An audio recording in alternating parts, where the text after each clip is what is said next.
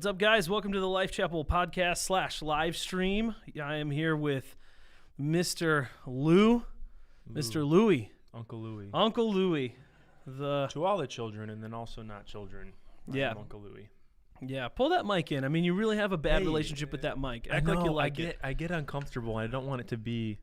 Yeah, I mean, you don't have to. I don't want to eat it. We were talking. I think we're both uncomfortably. We were talking before we came on about how we want to like do we turn a little bit? Should because I feel like I have so much more girth and mass than he does. I take up so much more of the screen, so we're like trying to uncomfortably figure out how we want to sit. But welcome everybody. So hope you're sitting well. Anyway, hope you're comfortable wherever you are. Yeah. I really want to do a radio voice. I want to make this worthy of. Is it called syndication when you get to be on the air? That word sounds like something bad to me. I don't want to. Well, that's just because it has the word sin in it. Yeah, that's it. Yeah, it does. It sounds terrifying. It sounds something off like a bad movie. Scary movie. Syndication. Movie. Yeah, sounds like the title of like the next scary movie. Right, but you can't get into that just because of where it has. Because then I'm just trying to make some money. Then you start saying things like amen and a woman. No, okay. We're not going to talk about that. No, we won't talk about that. Well, I think that. it's very rare when politics and religion kind of merge. I feel like my job. When you force it to merge. Yeah. I feel like my job often keeps me sort of enclosed to talking about cultural things, which we're going to talk about the church's place in the cultural war and things like that tonight. We're going to be talking about the holiness situation. I didn't say this beforehand, but I would like to talk about, just to get your mind sort of thinking on it, about in your mind, because we talked, pastors on the series Holiness. Last week was the holiness of God. This past week was holiness as a lifestyle, basically. Mm-hmm. He was more so bringing it down to earth. And, just some ideas on what do you think that looks like? Because we talk about Christianity not being like a moral code. Right? It's Christianity is about Christ, mm-hmm. right? It's not about do's or don'ts. It's about a relationship with Jesus Christ, right? But then the question is, okay, well then what, where's the line? So we don't have to talk about that right now, but just that's good. Let that roll around in your brain for a few minutes. First, I want to take care of some housekeeping, talk about things going on, because we always kind of save that to the end, and I feel like that's important to get out to the fam right now. Life Chapel fam, thanks for being in the comments. We have a couple of things coming up. So before you get to events, just a quick reminder, Sunday gatherings. I don't know if you're going to cover this. Sunday gatherings are back in full force. We have 9 a.m. gatherings. We have 10:45 a.m. gatherings. All children's services will be at the 10:45 a.m. service. Correct. So if you have a family or you are a family with kids, please come. Please come to either service, honestly, but just know that we won't have anything specially for kids until 10:45. And then on the flip side, if you don't have kids or you don't have a particular reason to go to 10:45, if you could join us on the 9, that would be great, because we are still trying to be responsible about being distanced and all that stuff. And so the 9 a.m. has been a little more sparse since we've started back up, and the 10:45 has been pretty crowded. So I had a couple individuals tell me this week, they're like, I'm just going to come to 9 next week. I'm like, that's not a bad idea. Like, let's just come to 9, because we do have quite a bit more space in a 9 a.m. service compared to the 10:45, which is rather packed. Yeah. So if you maybe you have a reason you're not, just keep flipping this over, another flip side. If you're more uncomfortable coming to church right now, with hope that you could distance again, please wear a mask if that makes you feel comfortable. But then make sure to join us at our 9 a.m. service, because there is going to be more space. Right. Yeah. Yeah, we're definitely more spread out for the 9 a.m. Also, for whatever reason, I told this to the band. I don't know if it's just because the cameras are on us on the 10:45 or what's going on, but it seems like the 9 o'clock always goes more smoothly than the 10:45. And I don't know what that is. So If you're looking for a service that doesn't have a bunch of screw ups, I mean, I would really think about the. I don't know what it is, dude. Every time we do, I think you're not awake enough. Maybe to get to the 1045. Is the 9 bad? No. Yeah, the 9's just so. I just think you're a naturally like pretty critical person. Like That's you're pretty true. evaluative. So I think that when you get to 1045, you're fully awake. You've had a chance to compare something, give it something to compare it to. You're 1045, man. You always after 1045, you're like, man, did you see that we did this wrong? And I'm like, terrible. I didn't even notice, dude. So this week we have a click that runs in our ears all the time, right? So it's like beep boop boop boop like all the time throughout every song. But the reason we have that is because to keep everybody on the same tempo. Yeah. And so we've gotten really used to that. So for whatever reason, during the 9 o'clock, after the set, we nixed the click on the last song. And for whatever reason, we lost it. And so when we came back into the 1045, we got to that last song, King of My Heart, and there was no click. And everyone was like, so no one would have known this. And I was aware. No one would have been able to tell, I don't think. But we were all waiting for the click to start. So we were just kind of hanging out there, like, coming out of what was the I keep thinking the Justin Bieber song. No. Oh, because it's holy. No, it's not good. You're good. I don't know, dude. Good. Anyway, we sang 2 goodness songs and we went into King of My Heart. And we were all just waiting for that click to like beep boop boop. Never started. So that kind of sucked. So what you're trying to say is that's the reason that you were tortured after service. Yes, exactly. All the way through the 1045, I was like, "This is trash." And there might be people who might have noticed. I was one of them that did not notice. So you are not. I can't imagine anyone. I am aware enough that I can't imagine anyone would have noticed that. That would have been hard to spot. Yeah. Possibly, unless you just noticed, because we did kind of ebb and flow with the tempo a little bit there. Yeah. And that was difficult. But Alexis crushed it. Like I could not stop receiving comments about how well Alexis led on Sunday. Yeah, man. She's got a heart of worship, man. That's all I'll say. I actually, when I left service, I'm like, I need to get Alexis's number and text her and thank her for leading on Sunday, because it was rich. Yeah. I'll use the word rich, man. It was really, really good. Yeah. And I got to see both services, man. So I got to see her lead the same stuff twice. So it was just great. Well, worship is a big part of why you said you eventually ended up here. So you have that heart of worship. So I imagine when that comes out, you're sensitive to that. Yeah. Yeah. It's I always just want to have the right words, man, but we're in real time. There's such a difference between singing a song and then really like yielding your heart to God as this is an offering. So there's just such a difference, man. So again, Life Chapel, something about worship at Life Chapel, man. It's serious for Life Chapel. Let me ask you this: since we've started the live stream, like, I have found it harder as a leader for whatever reason. Maybe it's just an awareness issue. But to really sink into that moment, have you noticed, as being in the congregation sort of week after week, have you noticed a change in the way we do worship? Since what point? Since we started doing live streams and stuff. Although I guess everything changed so drastically, it's probably hard. It's kind of hard to compare because we had those months of online only. Yeah, the online, and then just the strangeness of this is our first week back, or this is our second week back, and this is our first week back with online streaming, happening in real time, or.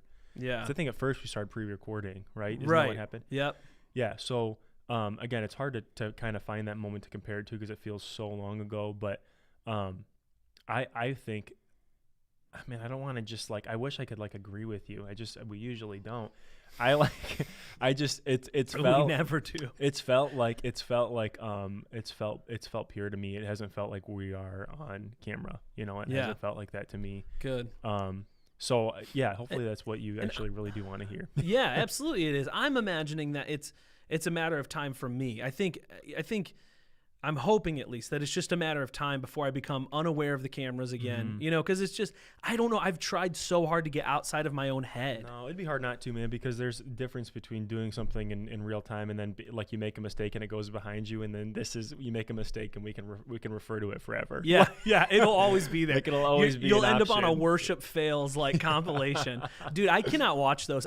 They honestly make me mad. No, I know people think they're funny, but like I honestly get so upset. Like, stop humiliating these people. My ego's and then you too like thin. want to take your view back. Like if you watch it, like, can I get rid of my view? Right. Like it has 1,004 views and it should be 1,003. I don't want to support this. Yeah. And you can't just thumbs down it either. No, that feels wrong. Yeah.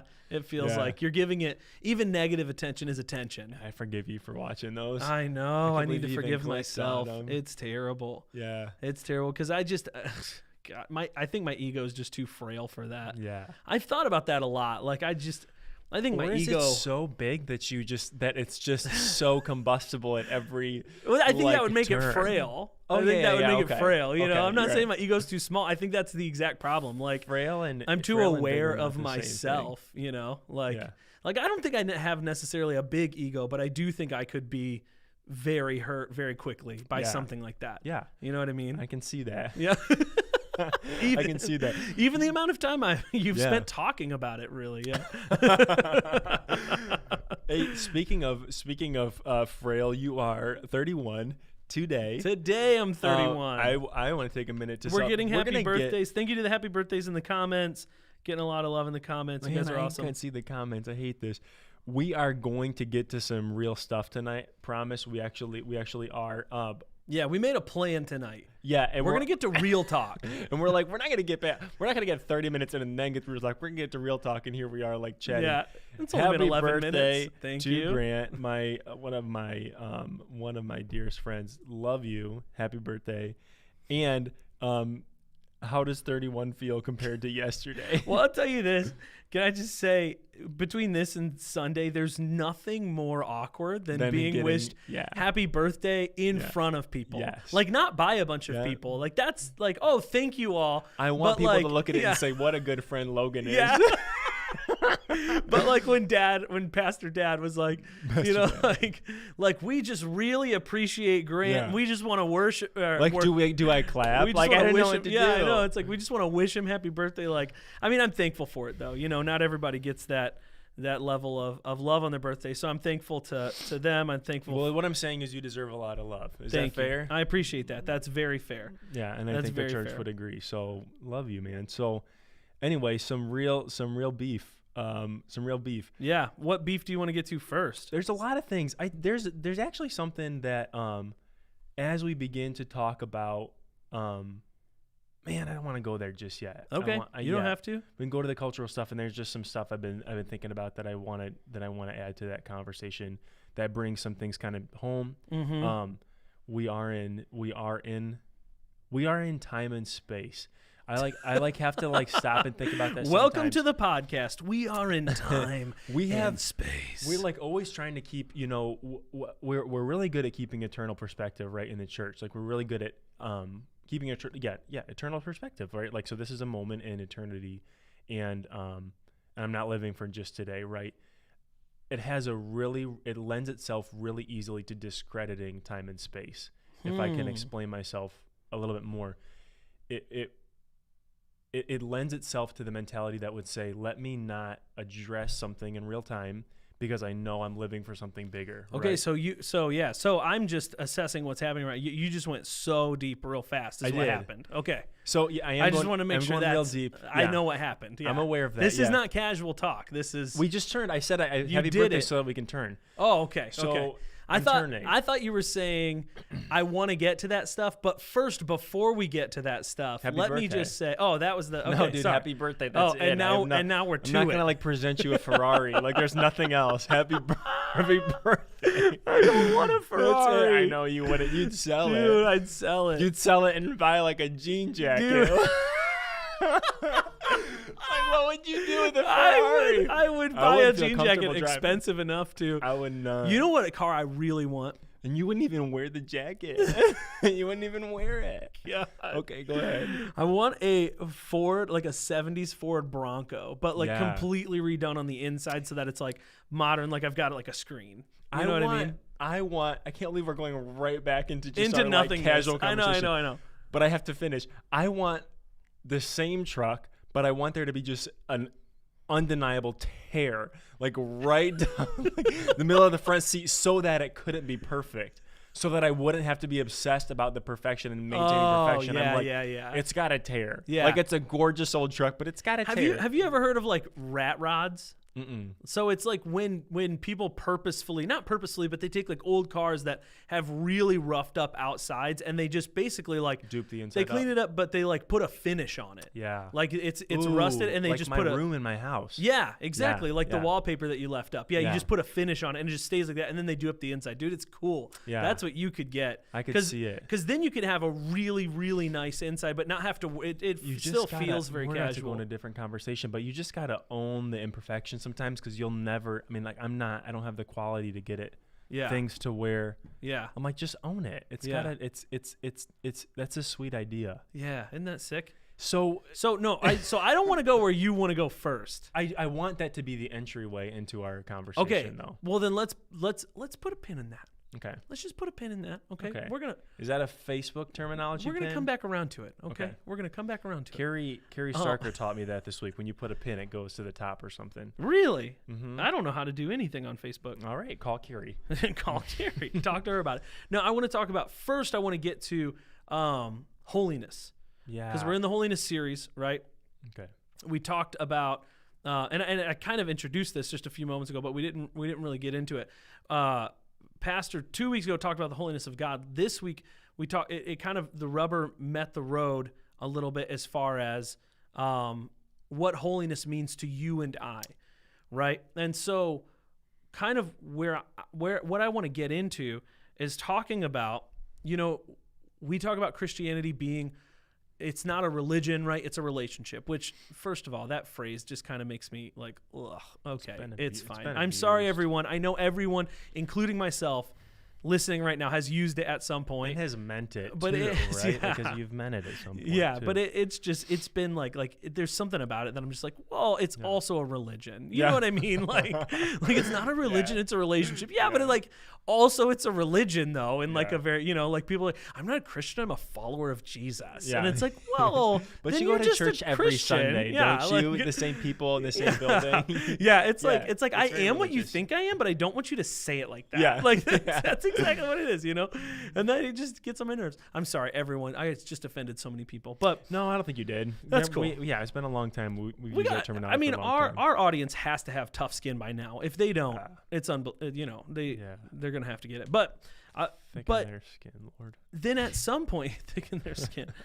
Then at some point, like there has to be, even though it's about a relationship and things like that, it has to be about a lifestyle, right? And I think we've seen over the last like probably 15, 20 years what it looks like for Christians really to take that to heart in sort of what I would think of as a negative way. Like it's not a religion, it's a relationship. Like I don't have to do anything. I don't have to live any particular way. I don't have to abstain from any particular thing.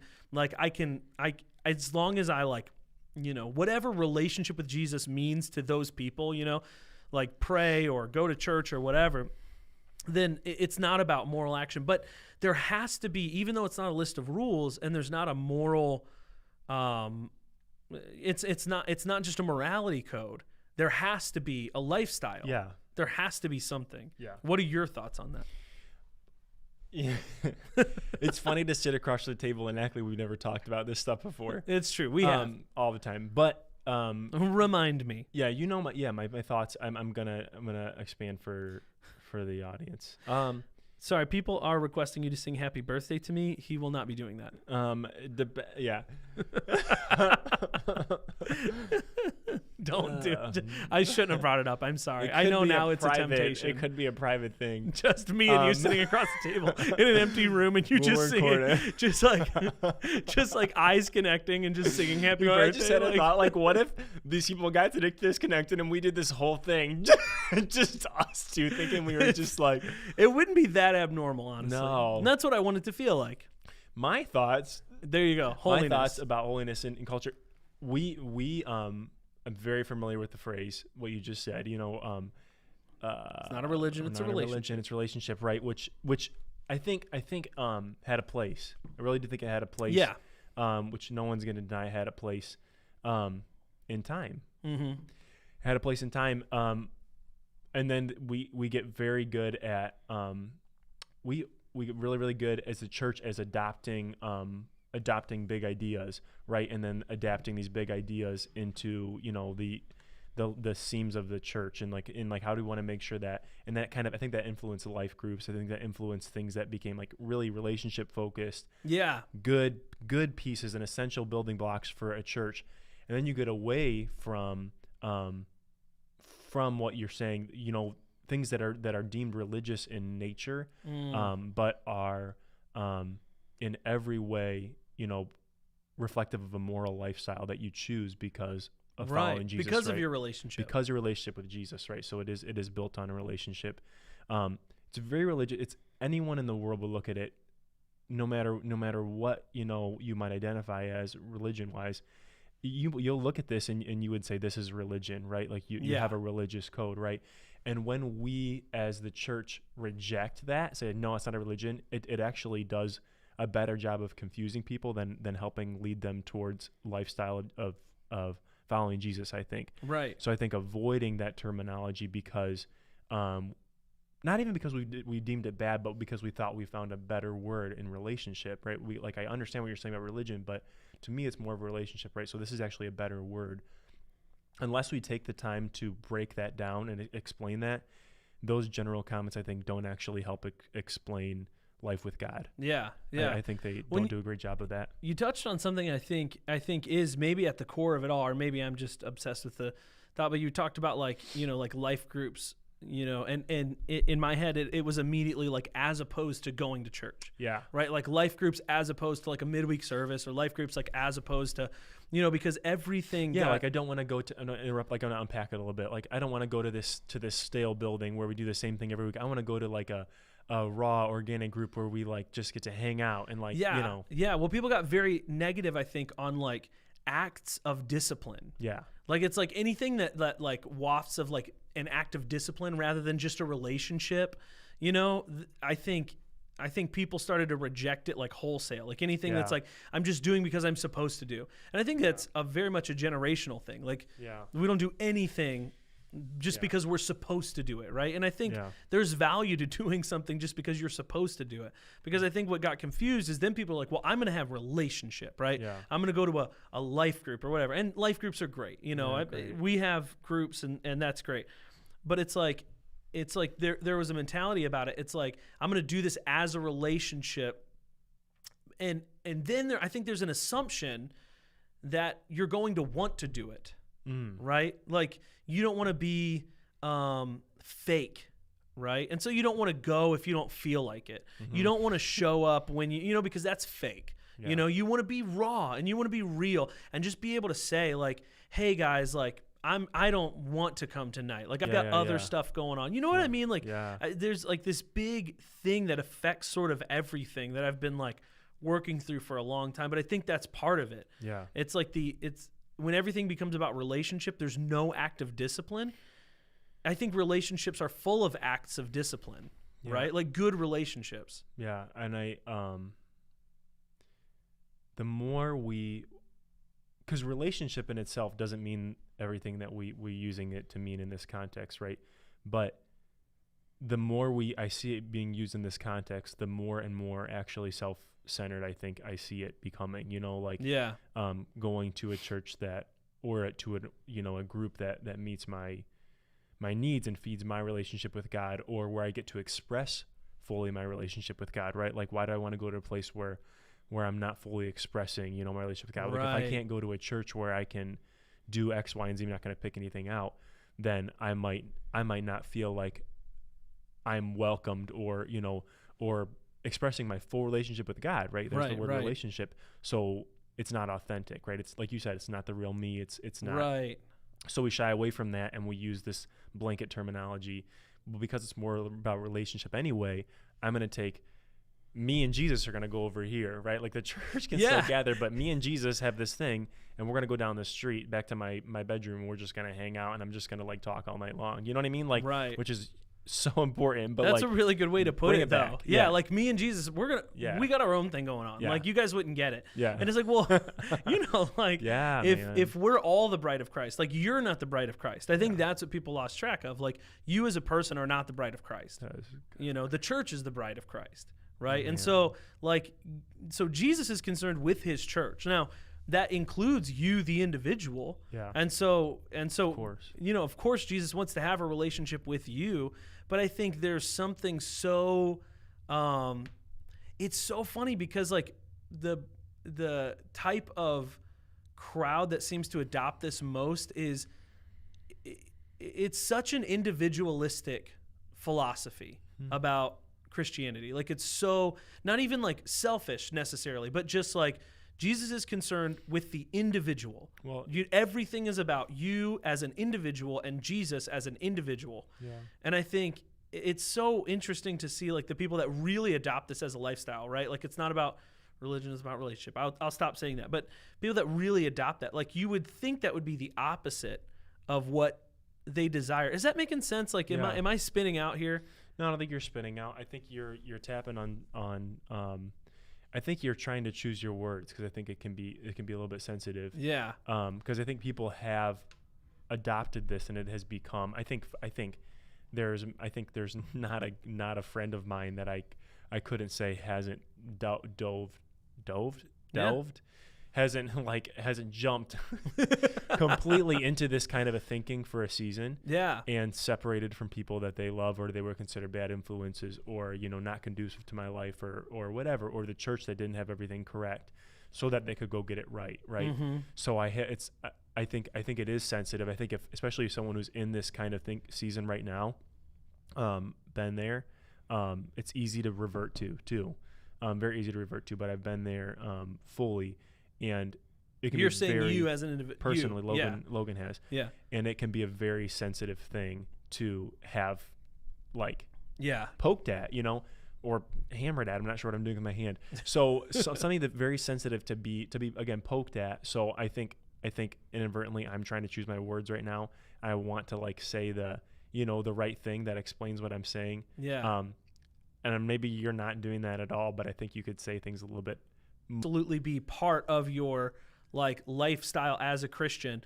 I think a lot of people end up rejecting that wholesale because of hurt. So then or because of rebellion, there's two different reasons. It's hurt. It's I've been hurt by the church and I have to reject the church for some reason, or I have a liberal nature inside of me that liberal in the, you know, in terms of, you know, more of a pervasive lifestyle that says something doesn't line up, or when I go there, I feel rubbed the wrong way, or my life is exposed on some level. And I think this is the thing I'm trying to be sensitive about, but I'm not, I'm just going to. Yeah, just say it. You're fine. I think it's the thing that the church is designed to poke at the hidden parts of our lives, to pull us into sacrifice. I believe the church is actually designed to pull us into a place where we are giving and where we are needed, where we are in interdependence with, you know, each other. And I think there'll always be this promise of a lifestyle on your own that is easier and better and has less friction, and where I'm not faced with questions, right? Like I'm not just faced with questions. And I think rebellion is is just equally one of those things that push us towards that lifestyle, because it actually validates that part of you that says, I don't like people asking me why they haven't seen me in 3 weeks. You know what I mean? I don't like people asking me, you know, why I chose to do X, Y, and Z, right? And when I go to church, and when we're in that environment where you know, our lives are, it's like a family. Like you don't go over to your family's house and they don't notice things about you, right? Like you change your hair, they're going to notice. I think that's the thing is like people don't want that. People don't want that. Like people don't like that. People don't want, not people all the time, but but I think a lot of people just don't want people to have any sort of say in their life. Yeah. You want to be completely, unquestionably autonomous. Yeah. You know, and I think that's true to even the point of like not even direct like disagreement or anything like that, but just someone saying like, "Hey, why'd you do that?" Or just like friction. Yeah, like what are you thinking about that? And it's like there's this sort of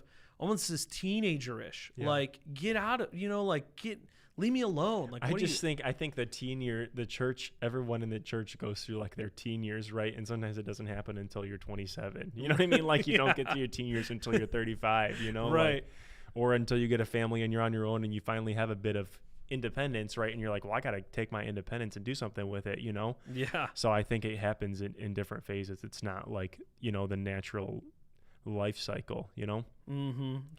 No, Sorry, it looks like we jumped over to a new video on Facebook for some reason. It just ended our last live and started a new one. So welcome back. I've shared that to our page. Yeah, find us, share this to your page right now if you're watching. Help people get back to where they need to be, which is with us, right?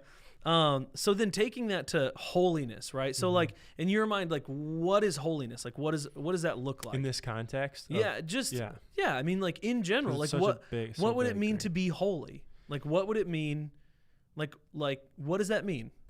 You know, maybe take it as big as you can, and then we can whittle it down. Big, okay, then like when you say, because I don't think of it as big, and this is why. So then you need to answer that question first. No. Okay.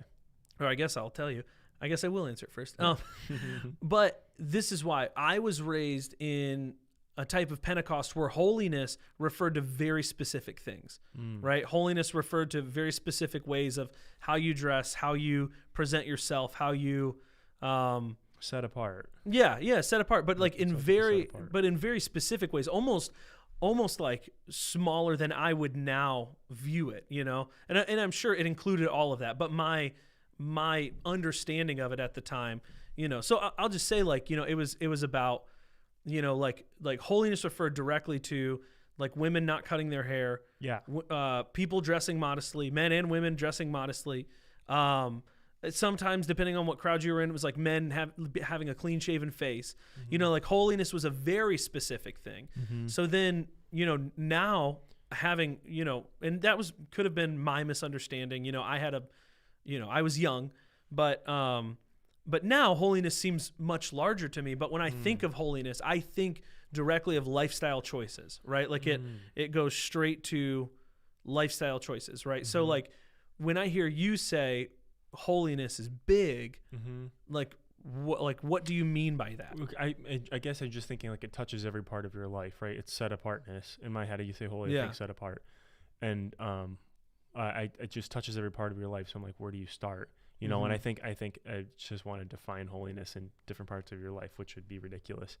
But set apartness, like you do, like we filter our life through holiness, not filter our life through holiness. I think the holiness. I get what you mean, though. Yeah, I filter your life through holiness, but I think I'm using the term wrong because I believe actually your holiness you have to. Yeah, I think it's a weird thing to explain, but you don't have to have the perfect words for it. I think people get what you mean when you say filter your life through holiness. It's like everything you do is included. Yeah. There's not a part of your life that you can't look at and consider without addressing, is this holy? But then like, so where I want to get to, like for you or you know, maybe in the comments, people can throw out some comments on that, you know.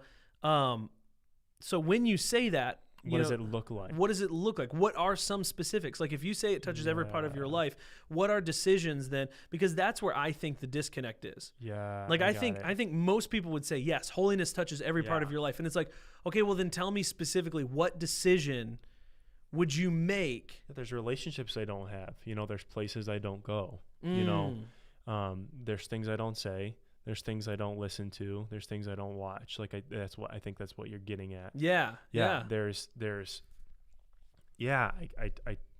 get your question. So what are some of those boundaries then? Like just specifically, just in your life, what are some of those boundaries? Like a really practical one.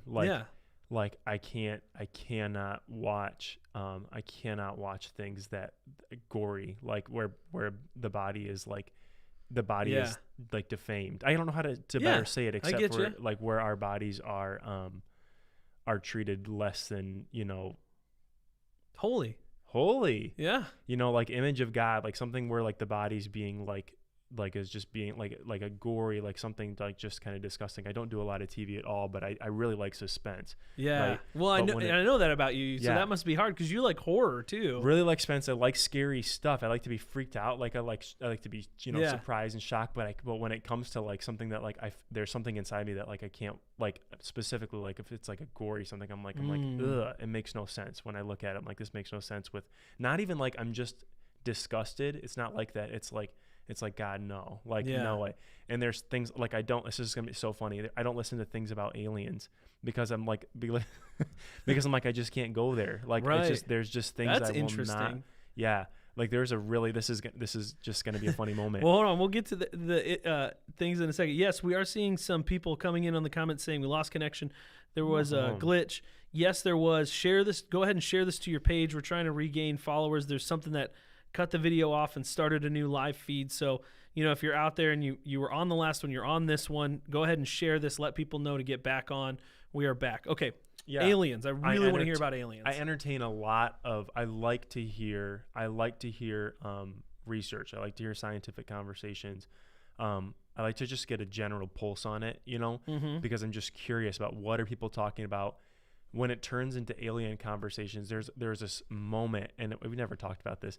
There was a moment where someone was breaking down like they're like this is kind of like my proof for alien life, and this is in the Holy Spirit like it was this moment where he's like baby, don't go there. Like it was like so it was like the voice of God, because it unsettled my soul. I can't explain it to the way of like it started to become a conversation. And I'm not talking about like someone just like claiming like I saw an alien, right? Like it doesn't. But like when someone's like, let me unpack to you why why the universe, like why there's pieces of it that God hasn't tuned you into. You know what I mean? Like this is the secrets of the universe. God's like, Logan, don't entertain it. You know what I mean? Like your mind is made for something else. And so for you felt like that was a very personal. It was very personal. Like a personal one. Like you aren't against people talking about aliens, but for you but felt for me, God was, and I can't grant. That's so interesting because you know what's so weird about that is the apologetics community, like people who spend a lot of time talking about proofs for God and things like that, are really interested in aliens right now. Wow. There's a channel called Capturing Christianity, which did a full talk on would the proof of alien, like intelligent alien life, would that somehow disprove God? And they talk about it in all the different directions it could go. Nothing could disprove God in my life, but just entertaining. Yeah. Like there's things I don't entertain, right? And for me, this is not something I'm going to give my life to. It's not something that will change my perception of God. It couldn't, you know what I mean? Like I know who the Father is. So but to me, it was like, Logan, this would not add to your life. It will consume your time, and it will actually confuse you. Like I felt so clearly in that moment that God's like, just don't go there. You know what I mean? Well, that's an interesting breakdown between, I feel like there are individual holiness calls, personal convictions, and then I feel like there are general calls. Like there are things that we should definitely all abstain from as a body. But what is interesting about so what you watch, right? Like gore. Yeah.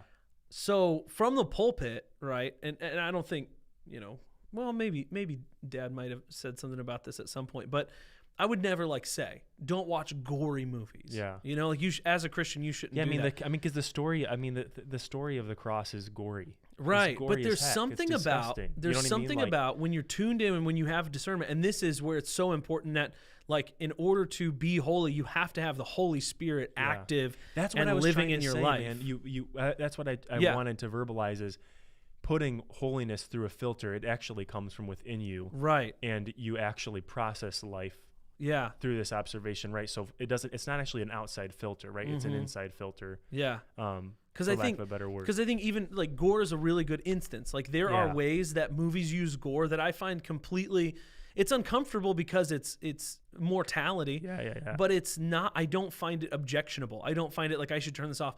But there's something about, you can feel the spirit of a movie, which is reveling in the gore, which is not, is not using the gore my to skin's crawling. Is not using the gore to enlighten you or do something bigger. It's just enjoying it. Oh, Jesus. You know what I mean? And like, you can sense that. And I think that's what's so important about having the Holy Spirit when you're trying to live a holy life. Yeah. And I know, and both of the things that I address, aliens and gore, just put them on the things I just don't do. Both of them consume my mind in post. I don't get to get to see them and then live life. I get to see them, and then the next day and the next day and the next day, they stick in my head. You know what I mean? Yeah. So it's one of those kind of things where I know that if God has me, I live an intentional life. You know, if God has me living today with purpose, it's not something that's adding to today. You know? Yeah. And that's all I know is it's not adding to today. And for today, I will not. I will not. You know, I just will not. And it could change one day. You know what I mean? I might find that that's something that just interests me on like a basic level. You know what I mean? But today it's not. You know? Yeah, because I'll say for me with like the aliens thing, which is I think so interesting. I just want to. I shouldn't. We can't keep going back to that. But I find that so because to me it's one of the most. There's something so like I watch a lot of stuff about aliens, but it's so.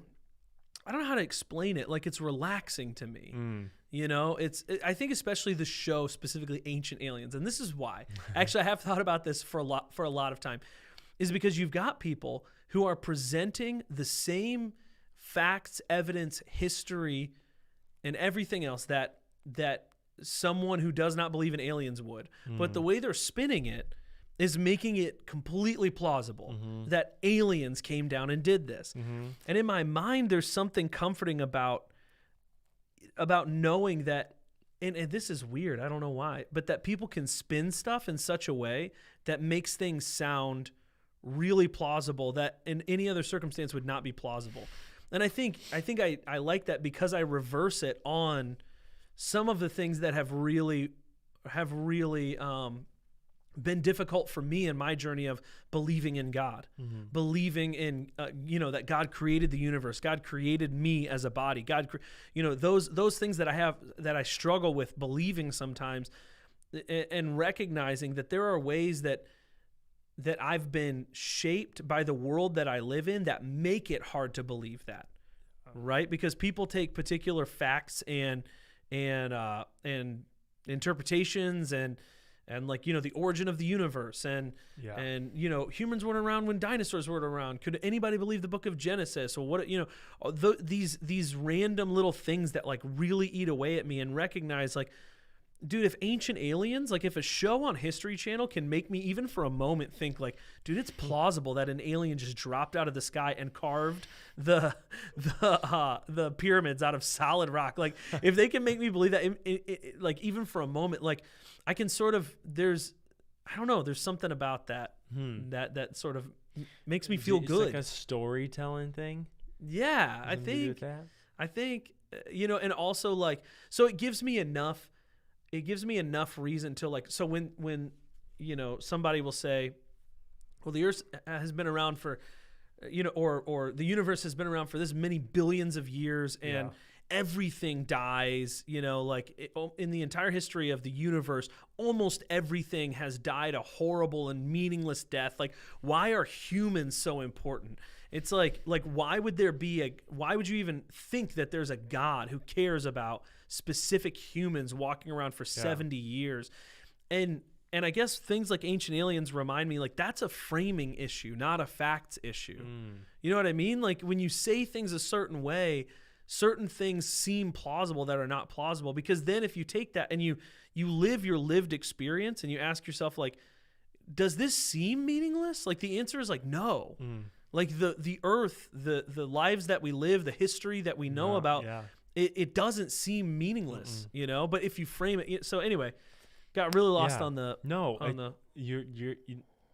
I have very little to say in response to that, because you just monologued for a little bit, but it's okay.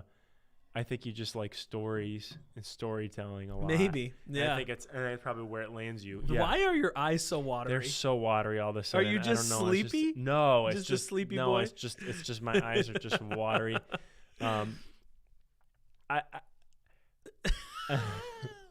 What are you? What are you struggling to say? Are you crying? No, like, what I'm are you not. struggling to say right now? I want to finish on this piece of holiness in real life. Yes, I do too, because it actually gets us into the next topic that I want to talk about. Holiness in real life. You touched on two things, which I think we could spend this whole thing unpacking. Your dad's probably going to have you preach on Sunday. Is personal holiness and then corporate holiness. Right. And there's decisions that we've made as a church to do things a certain way. And since I've been going to Life Chapel, we've been using conversation like this is a Levitical church. Mm-hmm. And we choose to do things a certain way just for the sake of being set apart. Right. Yeah. And those are big conversations that we're not going to unpack in this podcast. But there are some things that I do because I carry a certain name too, right? So there's things that I do personally because of my relationship with Holy Spirit that aliens and gore, I don't go there, right?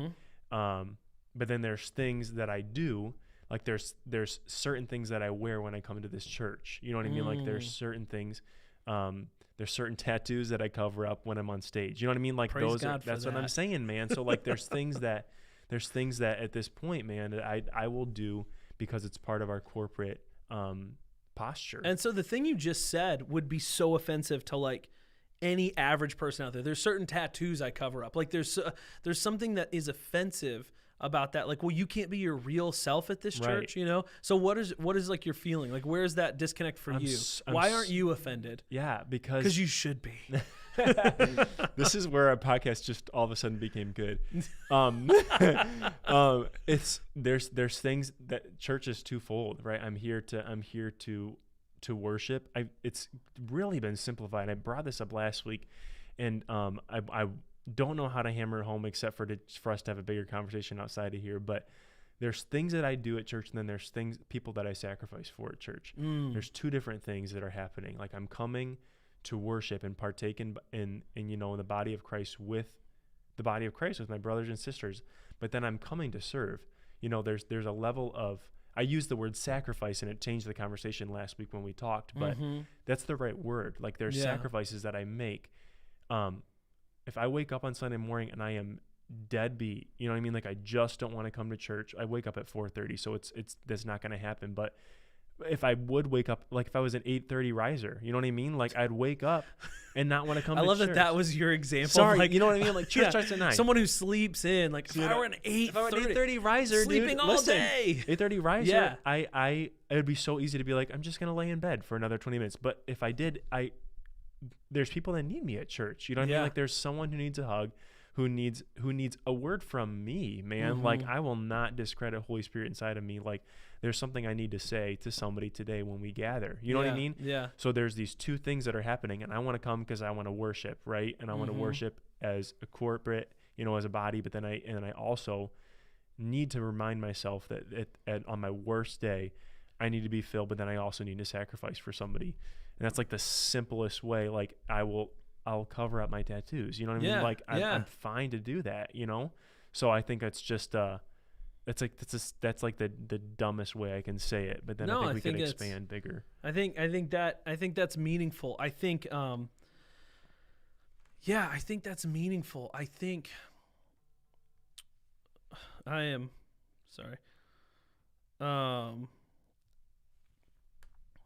think that I'm sorry, I'm getting blown up right now. I think that's part of holiness. I think the things that we do for each other is part of holiness, right? It's part of living a holy lifestyle. But I think there's also things that you may not see as wrong, or we may not see as wrong. I may not see as wrong. That there, generally this comes down to a generational split, right? Like older people seem to have a lesser tolerance for certain like lifestyles and things of that nature. And we tend to, myself included, live with a lifestyle like, unless you can tell me exactly why in a way that I agree with, that this is wrong, then I'm not going to adopt this as a lifestyle. And I think at some point there's a sense of, it's sort of like the scriptures. Like you don't come to the scriptures for the first time and read some of this stuff and walk away. Like I think a perfect example is like the sexual ethic of the Bible, right? Like the idea that one man, one woman married for life is the only situation under which sex is made for. Right? Like that idea, you don't come to the Bible raised in the culture we're at and immediately understand like why that would ever be a thing. Like why is that important? Like why could that possibly be important? Right. But hopefully you trust the Bible, right? You have to, if you want to be obedient to Christ, if you want to be obedient to the scriptures, you have to come with a certain level of trust for it. Right. And so I think there are certain, I think there are certain things that we do in our life that other, sometimes older, sometimes different people might tell us like, hey, you shouldn't do that. And just because they can't articulate in a way that we agree with that, like a reason why, sometimes it's just better to be like, you know what, I just won't. Even when it comes to like drastic decisions about our life at times. I'm not saying everything has to go through the oldest person you know or that your parents are in charge of your life or anything like that. But I think there's a value in trusting even just the tradition of the church, which is like a hyper negative. And I guarantee if you take yourself into a conversation with somebody who might process life a little bit differently than you, and you sit yourself before them, and I'm talking about like, let's actually talk about this, right? Like maybe I'm uncomfortable like with something that you had said about the way that I live, right? Instead of me saying, well, you clearly don't get it, right? You don't know about my relationship with God. You don't understand me. I'm taking me and Jesus, we're going elsewhere. Get in front of the 80-year-old at your church that might have said a comment that put you off and ask them why, and let them unpack years of why they believed one firm thing, Right. And if you don't agree with them at the end, recognize the humanity and the sacrifices that they're making for you and that you might make some for them, right, too, in that setting. But then there's also, you're talking about the bigger decisions of life, like our lifestyle things, which I would say gets into a much more delicate conversation, because you're saying we're in a very materialistic culture. To restrict ourselves from anything is a huge deal, right? To say that we're not going to partake in anything is a big deal, especially when we're watching the world partake in everything. To say I'm not going to partake in anything, you're like, I really, especially when you have a desire, you know what I mean? You're combating desires just for any of these big things. You're like, God, I'll do anything for you, right? Like you get to the place where you're like, I'll do anything for you, God, but I want this to come. I want to understand on some level. I want to hear this from a person that, I respect. It's not just a random person you don't know at church saying something to you. You're like, I want to talk to my pastor, or like, I want to have a conversation with a mentor or somebody that I trust. There are things biblically that in terms of a holy life that you might not just be able to swallow, like you might not just be able to swallow. And if the idea of, okay, let me take a couple more seconds to unpack this. Yeah. If the thing that we're talking about, whether it's a lifestyle decision or whether it's a pervasiveness, I mean, I don't care, whatever your a way of life that someone suggests is not holy, right? If that thing causes you to question, is this worth my relationship with God, right? Or my relationship with the church? I think we put ourselves in a place where we need to offer some instruction right now, right? Like I think it's kind of irresponsible to bring that up without unpacking that a little bit. And I think you'd be really, really good at doing that. So I don't want to pass up the chance to do that. But if it gets to that place, I think you don't just go to the 80-year-old person in your church, like you say, I need to talk to a pastor, right? Or I need to talk to leadership or somewhere. Don't go search for the church that will understand you and qualify that thing. Get with the person that God placed in front of you and sit with them and let them unpack it with you. Right. I think that especially in our church, we can hang, man. Yeah. Can hang. You know? And that's kind of what that's one of the things I'm kind of harping on is, I don't know that people can always articulate the reason that you shouldn't do a particular thing. There's so much, but there's such a difference. I don't want to ignore such a difference between growing your hair out and having a same-sex relationship. It's a very different choice for your life, right? One you might build a home and a family around, and one you might just not get your hair cut. You know what I mean? Like it's very different, you know? And I don't want anyone who's hearing this to think that we're, flattening, these big conversations. Yeah, for sure. We're not flattening it, but I do think, and all in the name of holiness too. Yeah, Grant. That's why I'm saying we're tapping into something very important right now. Right. And it's all underneath the banner of holiness. It is. Yeah, but I do think, even with like the growing your hair out example, like there's just value in maintaining relationship with a multi-generational tradition of Christians, even if it's at the expense of like, I can't be fashionable. You know what I mean? Dude, I get it. And I say that as a person who has left a tradition, myself. And so I guess it's a hard discussion to have, but I think it's a discussion that, because even so, the idea of like, you touched on something, and I always like pick out a word that I'm like, I'm going to disagree with this, right? But you touched on something where like you're talking to someone and you're talking about like, I'll sacrifice for you, right? Like and this is the same thing you paused on last week. I'm just going to remind you. Yeah. Is it? What did I say last week? I'll say it again. You said sacrifices. You said it's not. I mean, say it again. Okay. Well, what I'm saying this week, and it may be the opposite of what I said last week. I don't know. But what I'm saying this week is sometimes I think thinking of it as a sacrifice sometimes betrays us, because sometimes it's like, maybe they know something more than you do. Yeah. Right? Like maybe, just maybe, even if they can't articulate it, or even if they give you an argument that you don't agree with, maybe you're just too dumb to see it. Yeah. Maybe they aren't good enough with words, but there's something intuitive about certain things, about certain lifestyles, about certain choices to be made, that is like that we should take with more value than we do. Yeah. Right? So for instance, there are certain things that my dad doesn't want me to wear, right? When I'm speaking, or even when I'm just walking around in life, right? And my dad is my pastor in this case and scenario, and also my employer. And I think, for a lot of people, there's a very severe, no matter who it is, dad, pastor, anything. I'm 30 years old. Like, you may be able to tell me what to wear at work, maybe, but you definitely can't tell me what to wear in life, right? Like, that cannot happen. But for me, there's something that, even though I still don't see why it matters, like certain things I just don't get, certain hang-ups, it's like, maybe he knows something. Maybe he can't explain it, but maybe there's something he's intuited through 55, however old he is, 60-something years of life, right? Like, that I just don't get yet. Yeah. And I think giving people the benefit of the doubt with that, I think is something that there's almost like a, and I'm just like harping on you, but there's almost like but I think a lot of us think this way. There's almost an arrogance about like the whole, like, well, I'll make this sacrifice for you, old person. This is really similar to what you said last week. Is it? So yeah, I'm just harping on it. It's okay. You're harping on it, but you really mean it. So I think there's a couple different scenarios that we're talking about. Yeah.